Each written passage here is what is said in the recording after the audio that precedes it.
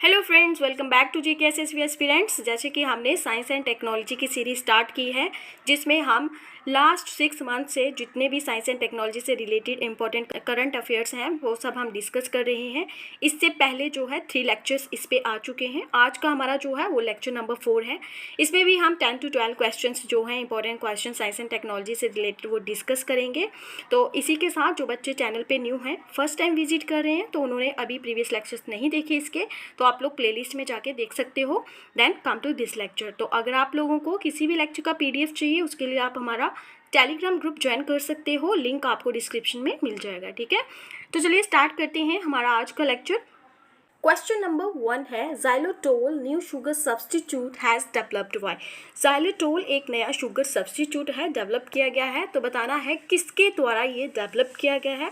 Options हैं IIT Madras, IIT Guwahati या फिर IIT बॉम्बे या नन। तो क्या है इन चारों में से करेक्ट आंसर जिन्होंने डेवलप किया है new sugar substitute, that is xylitol।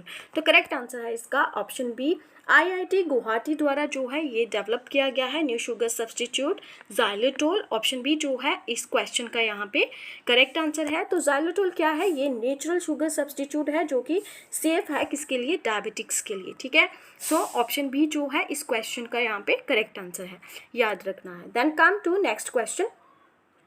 Question number 2 है, who has recently launched an online portal named ई-समाधान। तो बताना है हाल ही में किसने लॉन्च किया है एक ऑनलाइन पोर्टल जो कि है ई-समाधान। ठीक है, ई-समाधान ऑनलाइन पोर्टल है, किसके द्वारा लॉन्च किया गया है ये बताना है। ऑप्शंस हैं health ministry, commerce ministry, university grants commission या फिर नन। इन चारों में से बताना है किसने क्या किया है, किसने लॉन्च किया है ई-समाधान। तो करेक्ट आंसर है option C, university grants commission द्वारा क्या है लॉन्च किया गया है ई-समाधान, एक ऑनलाइन पोर्टल। ठीक है, ऑप्शन सी जो है यहाँ पे इसका करेक्ट आंसर है। नेक्स्ट क्वेश्चन है, क्वेश्चन नंबर 3 है, inspire scheme is associated with which field. तो बताना है इंस्पायर स्कीम जो है वो कौन से फील्ड से जुड़ी हुई है इंस्पायर स्कीम। ठीक है, ऑप्शंस है हमारे पास ट्राइब्स, MSME, साइंस या फिर नन। तो इन चारों में से किनसे जुड़ी है इंस्पायर स्कीम, तो ये जुड़ी है साइंस से। ऑप्शन सी जो है इसका करेक्ट आंसर है। तो कहता है the innovation in science pursued for inspired search, यानी कि inspire scheme implemented by Indian government's department of science and technology. ये किसके द्वारा इम्प्लीमेंट की गई है, by Indian government's department of science and technology, that is DST। ठीक है, तो इस स्कीम का क्या गोल है, टू एनकरेज पीपल, लोगों को एनकरेज करना ageing 10 to 32 years to pursue science and a career in research। तो याद रखना है इंस्पायर स्कीम जो है वो किससे जुड़ी है, साइंस से। ऑप्शन सी इसका करेक्ट आंसर है। ठीक है, then come to next question.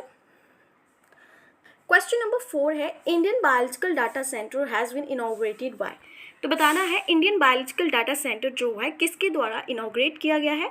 Options हैं जितेंद्र सिंह, वीरेंद्र कुमार, नरेंद्र मोदी या फिर S सोमनाथ। तो क्या है इसका correct answer, that is Jitendra Singh. Jitendra Singh द्वारा इनॉग्रेट किया गया है इंडियन बायोलॉजिकल डाटा सेंटर। ठीक है, तो जहां आप देख सकते हो जितेंद्र कुमार क्या है, union minister of science and technology.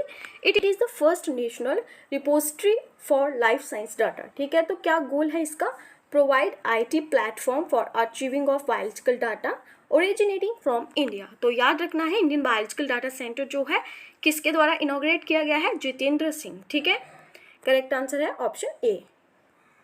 Then come to next question.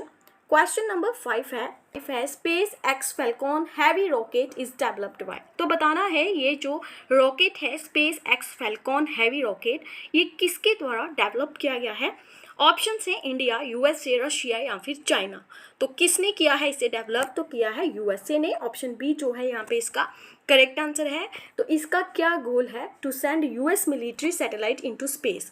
तो क्या करना, किसे सेंड करना, US मिलिट्री सैटेलाइट को सेंड करना इनटू स्पेस में। ठीक है, तो याद रखना है space x Falcon heavy rocket जो है USA द्वारा डेवलप किया गया है। ऑप्शन बी इसका करेक्ट आंसर है। Then come to next question.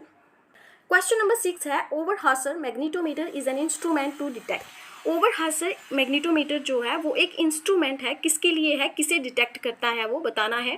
To detect electric field, magnetic field, both या फिर नन। तो क्या है इसका करेक्ट आंसर, इसके नाम से ही पता चल रहा है magnetometer, that means it magnetometer to detect magnetic field, ठीक है। ऑप्शन बी जो है इसका करेक्ट आंसर है, ये मैग्नेटिक फील्ड को डिटेक्ट करता है। तो यहाँ आप देख सकते हो, country first magnetometer helps lower the cost of sensing experiments used in geomagnetic sampling, ठीक है। It has various applications like geophysical surveys to look for iron deposits, exploration for ship work etcetera, ठीक है।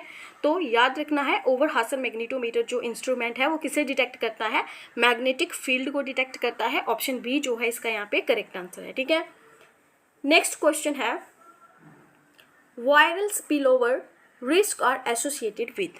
तो बताना है ये जो viral spillover risk है ये किससे जुड़ा हुआ है। ऑप्शन है क्लाइमेट चेंज, वायरसेस, फंगाई या फिर प्लांट्स।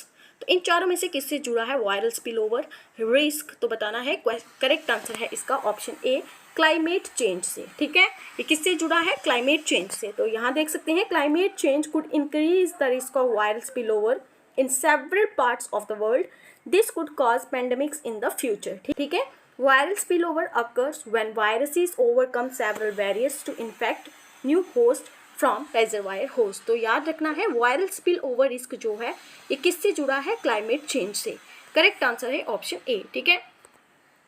नेक्स्ट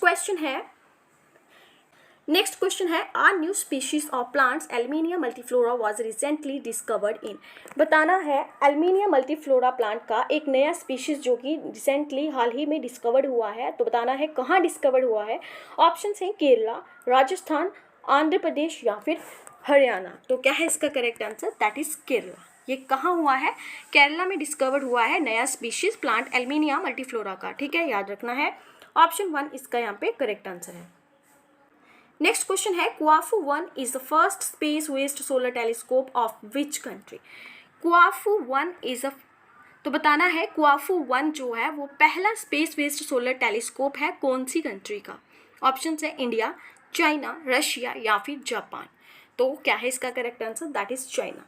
क्वाफू 1 जो है वो पहला स्पेस बेस्ड सोलर टेलीस्कोप है चाइना का, ठीक है। क्वाफू 1 जो है वो पहला स्पेस बेस्ड सोलर टेलीस्कोप है चाइना का। ऑप्शन बी इसका यहाँ पे करेक्ट आंसर है। तो ये क्या करेगा, it will study the sun from an orbit 720 kilometre above the surface of earth, ठीक है। स्टडी करेगा सन की from an orbit of 720 kilometre above the surface of earth. तो याद रखना है, क्वाफू 1 जो है वो कौन सी कंट्री का पहला स्पेस बेस्ड सोलर टेलीस्कोप है, तो वो है चाइना का। ऑप्शन बी इसका करेक्ट आंसर है, ठीक है। Then come to next and the last question of today's lecture, NASA Dragonfly rotorcraft will study। NASA का ड्रैगनफ्लाई रोटरक्राफ्ट जो है वो क्या स्टडी करेगा, टाइटन, प्लूटो, बोथ या फिर अबव। तो ये करेगा टाइटन को। ऑप्शन ए जो है इसका यहाँ पे करेक्ट आंसर है। क्या करेगा, to study Titan, the largest moon of Saturn.